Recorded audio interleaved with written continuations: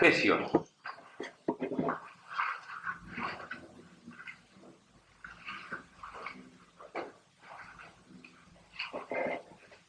Capítulo 12. Capítulo 6, versículo 12. Dice, porque no tenemos lucha contra sangre y carne, sino contra principados, contra potestades, contra los gobernadores de las tinieblas de este siglo, contra huestes espirituales de maldad en las regiones celestes. Por lo tanto, tomad toda la armadura de Dios para que podáis resistir en el día malo y habiendo acabado todo, estar firmes. He estado leyendo el libro de la carta de Pablo a la iglesia en Éfeso, desde el punto de vista de no diría tanto la guerra espiritual, sino desde el punto de vista de la vida nueva del creyente.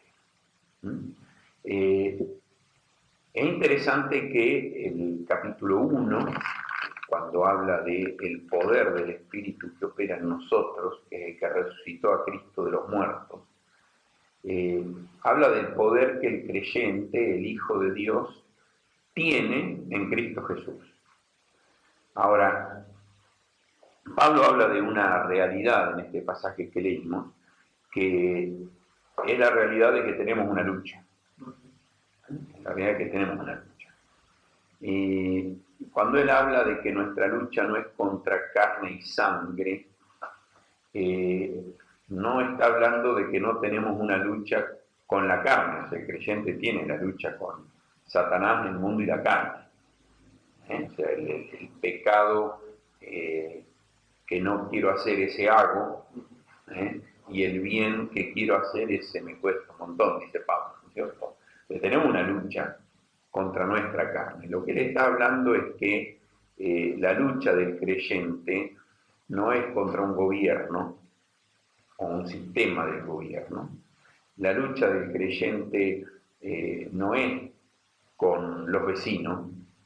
La lucha del creyente no es con la familia. La lucha del creyente no es contra hermanos carnales en la iglesia. La lucha del creyente no está en persona a persona, sino la realidad de una guerra espiritual. Y la guerra espiritual se vence, en primer lugar, en el interior de uno. O sea, uno tiene. Y ahí la sugerencia del versículo 13 es tomar toda la armadura de Dios para poder resistir. Y el concepto es muy lindo porque el concepto que Dios trata de marcarnos es que si yo tomo toda la armadura de Dios, puedo resistir en el día malo. Lo digo de otra manera. Si no estoy resistiendo en el día malo es porque no he tomado toda la armadura de Dios.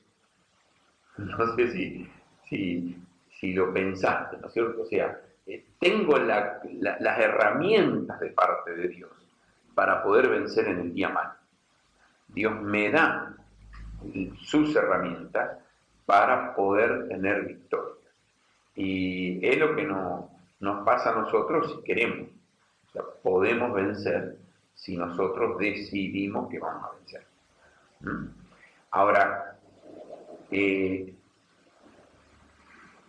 me gusta Efesios desde ese punto de vista, porque por ejemplo en el capítulo 5 empieza diciéndose, pues imitadores de Dios como hijos amados, andad en amor, y empieza a hacer una descripción de cosas en las que el creyente debe vivir. Cuando llegamos al versículo 21, que eso vamos a estudiar en el segundo semestre, cuando hablemos de la familia cristiana, vamos a ver que el Señor muestra la relación esposo-esposa en el mismo contexto de esa nueva vida que tenemos en Cristo y de la realidad de una lucha que tenemos hoy. Y todo el libro, toda la carta está enfocado hacia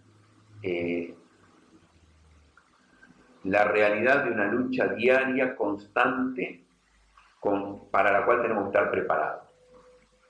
Ahora, Para mí una de las claves está en el capítulo 4. Por ejemplo, cuando miramos la armadura del creyente, ¿por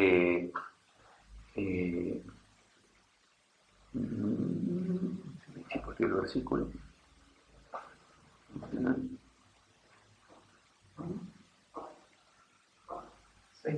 No, el 17. Tomad el yelmo de salvación, la espada del Espíritu, que es la palabra de Dios.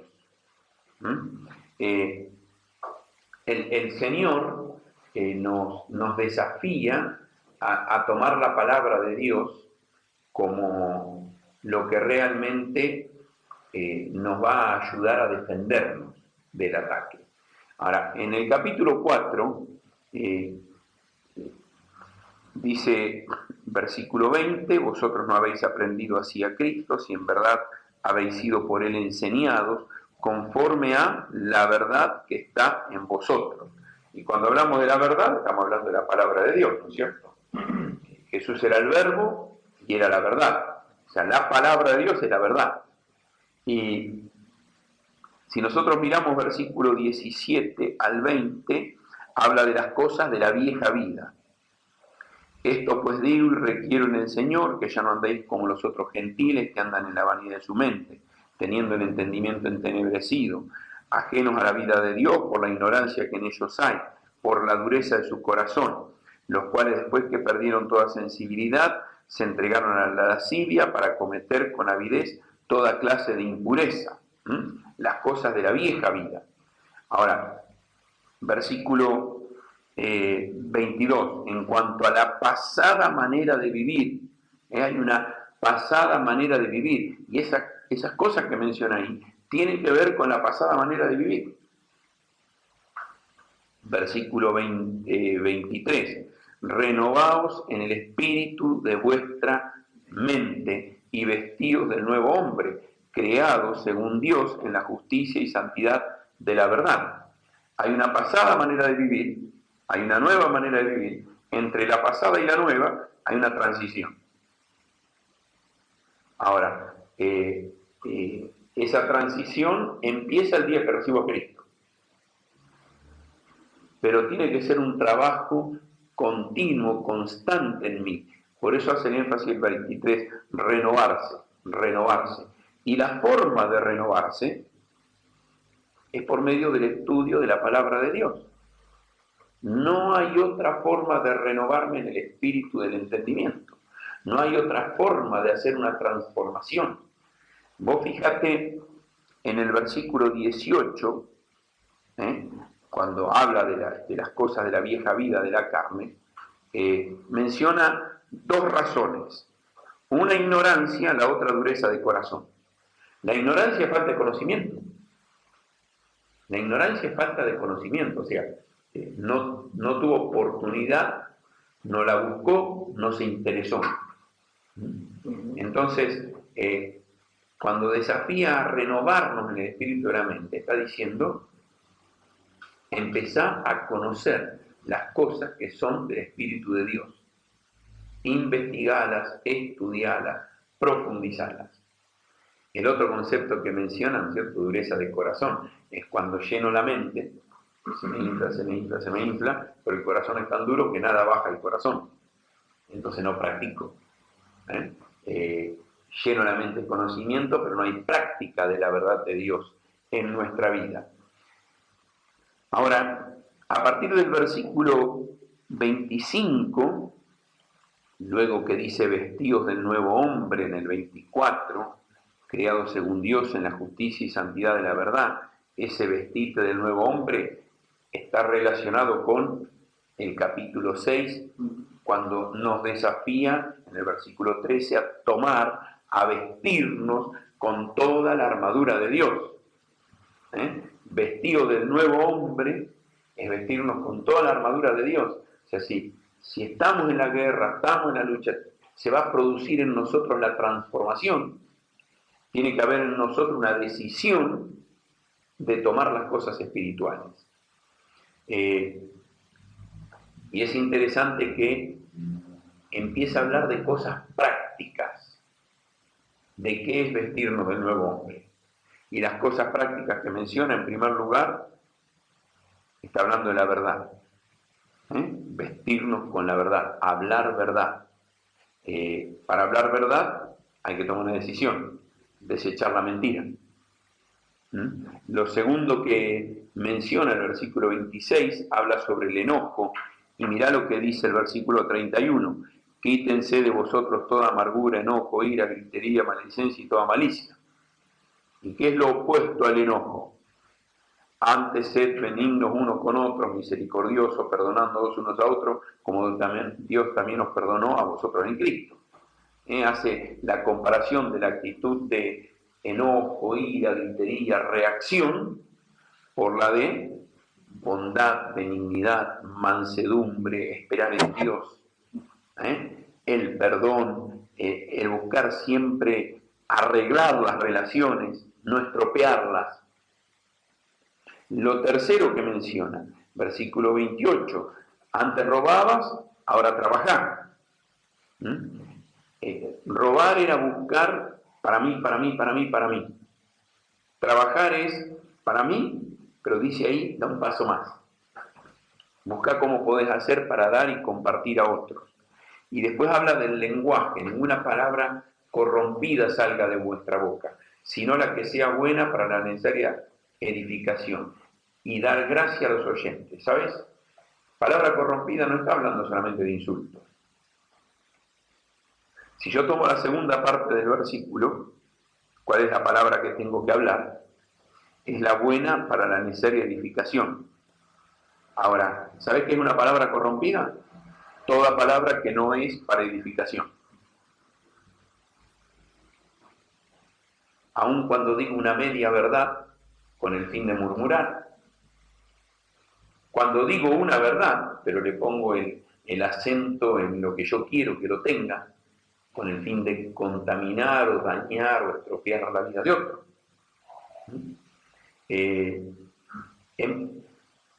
Empezar a tener principios en nuestras vidas, en nuestra manera de vivir. Y el versículo 30 dice, no contristéis el Espíritu Santo de Dios. ¿Sabes? Hemos empezado una relación con Dios.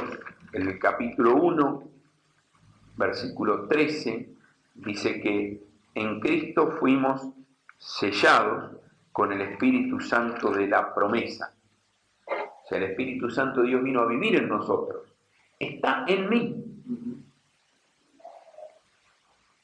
Y hay cosas que a ese espíritu le traen tristeza. Ahora, ¿sabes qué está? Si vos vas mirando lo que Pablo va diciendo, dice, el poder de Dios está en vos. El Espíritu Santo de Dios está en vos. Tenés dos opciones de vivir acá. La vieja vida, la nueva vida. Vos vas eligiendo cuál vivís. Si la vieja manera, la nueva. La vieja vida agrada a la carne y trae destrucción. La nueva vida agrada a Dios y agrada al Espíritu Santo de Dios que está en vos. Te va aclarando, pero específicamente, qué son las cosas de la vieja vida, qué son las cosas de la nueva. Y es como si tomás el versículo que él mismo le escribe a los Corintios, ¿no es cierto? Si alguno está en Cristo es una nueva criatura. Las cosas de la vieja vida pasaron. Y aquí todas son hechas nuevas. Ahora llega al final, al capítulo 6, ¿sabe qué dice?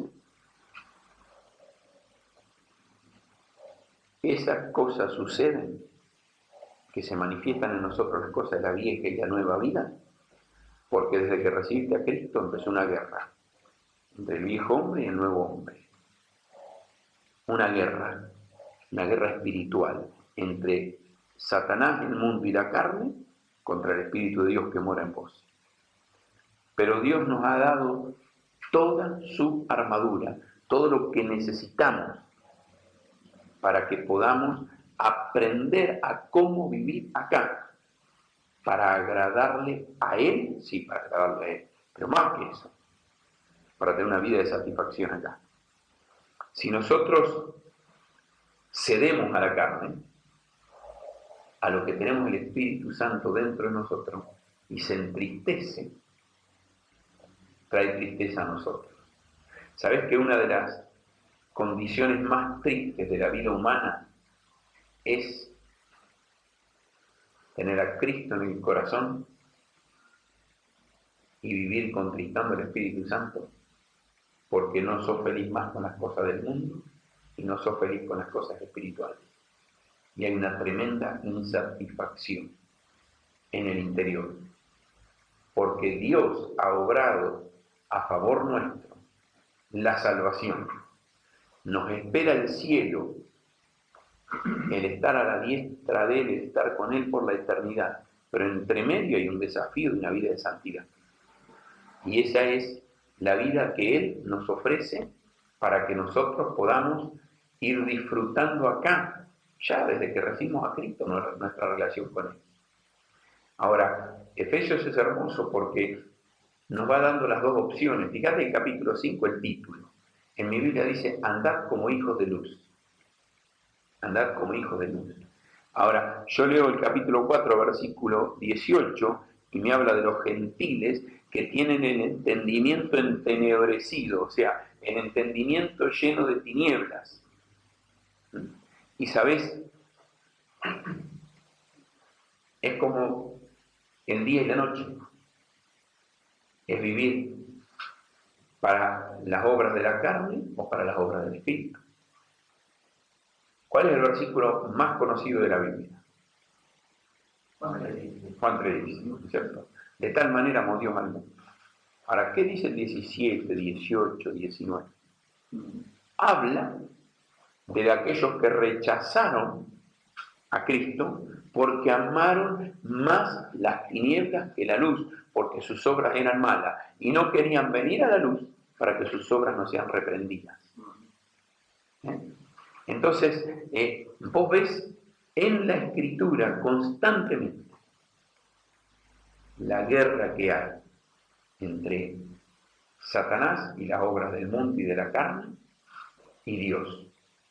Y el Hijo de Dios, o sea, nosotros, tenemos todo de parte de Dios.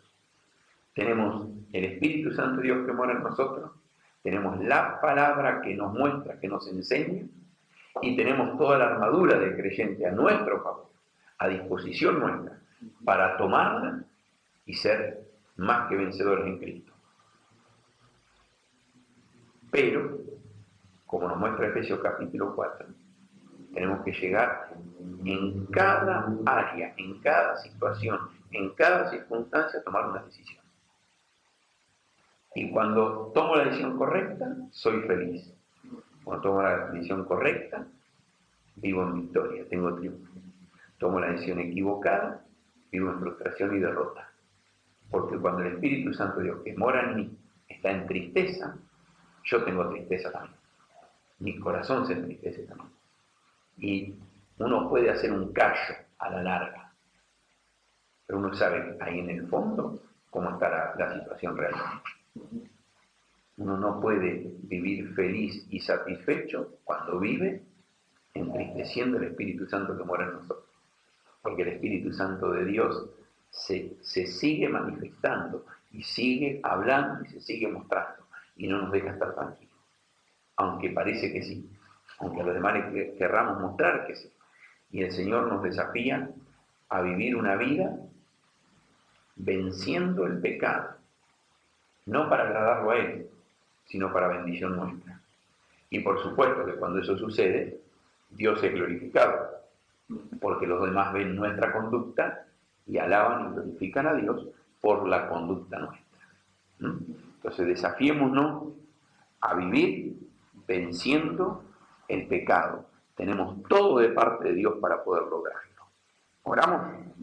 Señor, gracias por poder compartir este pensamiento que nos sirve, nos ayuda, nos anima y nos desafía, para que podamos, Señor y Padre, honrarte y glorificarte a ti con nuestra manera de vivir. Que lo que aprendemos de tu palabra puede impactar de tal manera nuestras vidas, que nuestras vidas puedan impactar a otros. Nos ponemos en tus manos, querido Dios, en el nombre de Cristo Jesús. Amén. Amén.